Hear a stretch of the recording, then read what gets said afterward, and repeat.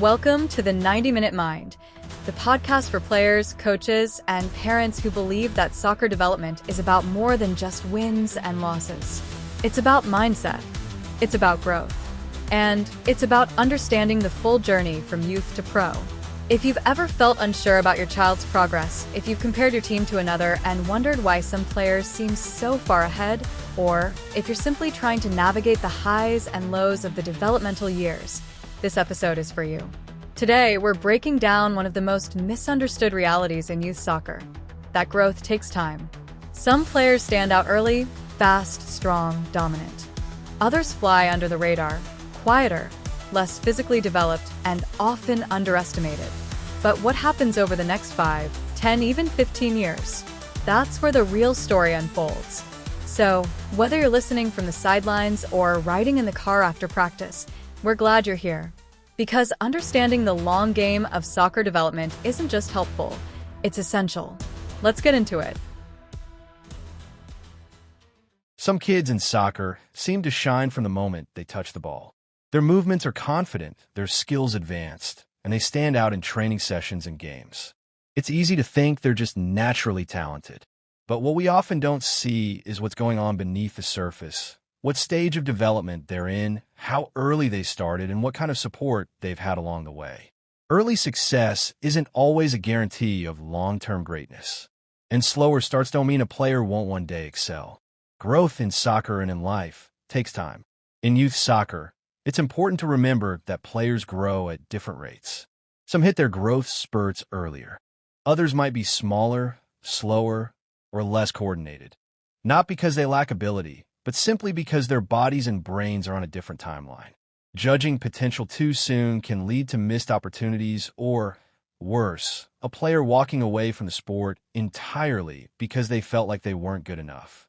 Coaches and parents often get excited when a young player dominates the field at age 8 or 9. But dominance at that age could be due to being physically bigger or more mature than their peers. These advantages can level out quickly. A player who relied on speed or strength alone might struggle when others catch up physically.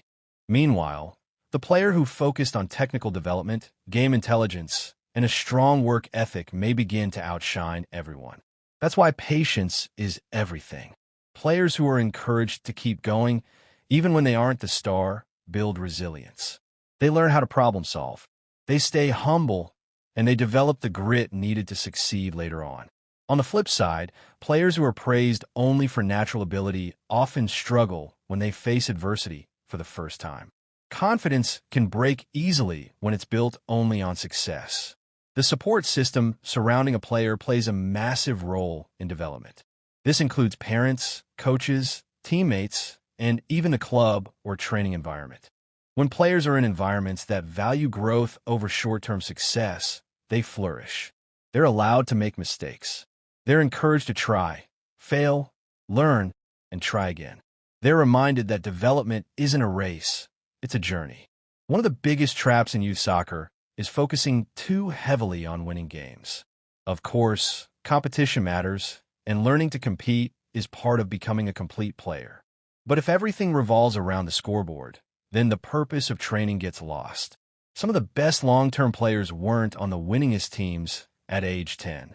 They were on the teams where they were pushed to improve, encouraged to be creative, and taught how to think the game. Kids need time. Time to grow. Time to learn. Time to develop physically, technically, mentally, and emotionally. Some won't start to shine until they're 13 or 14.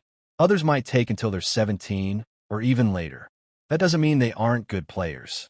It just means they're on their own timeline, and that's okay. Even in elite environments, you'll find late bloomers. Some professional players were overlooked when they were younger. Some weren't picked for regional or national teams until much later. Some didn't go through top academies. What they all had in common was persistence. They didn't quit when they were cut. They didn't give up when they weren't selected. They kept going, and when their moment came, they were ready. We also need to talk about how we measure success. Success isn't always goals, assists, or wins. Sometimes, it's a player who starts communicating more on the field. A player who learns how to stay composed under pressure. A player who begins to understand positioning or develops confidence in their weaker foot. These are small wins that lead to big development. Parents, it's natural to want your child to do well. But the best thing you can do is support the process. Focus on effort, not outcome. Ask your child what they learned, not whether they won. Praise how hard they worked, how they helped a teammate, or how they handled a tough moment. These are the things that build character, and character is the foundation for success both on and off the pitch. Coaches, the responsibility is just as big. You're shaping players, yes, but also young people. Your words matter. The way you react to mistakes matters. If a player is struggling, they don't need to be reminded of it. They need to be coached through it. Encourage them. Teach them. Help them see progress, even if it's small. Progress fuels belief. And to the players listening, your journey is your own. Don't compare yourself to others. Don't let someone else's early success make you doubt your path. Keep training. Keep learning. Keep showing up. Every touch, every drill, every setback, every breakthrough, it all counts. Your growth might be slow at times. It might be quiet, but growth is happening. And one day, if you stay committed, it will show. Development in soccer isn't linear. There will be highs and lows, good games and tough ones, breakthroughs and plateaus. That's normal.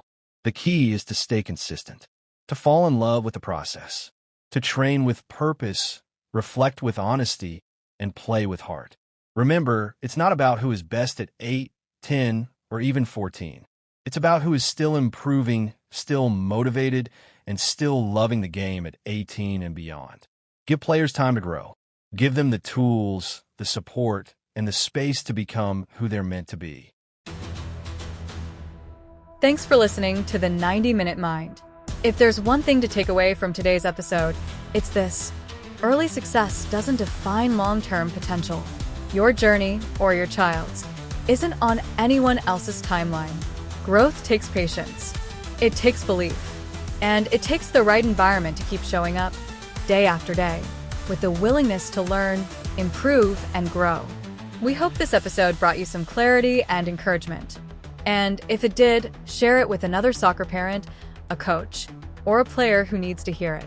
For more long-form content like this, subscribe on Spotify or check out the full episodes on YouTube. And don't forget to follow us on Instagram and TikTok, where we break down clips, tips, and real talk about player development.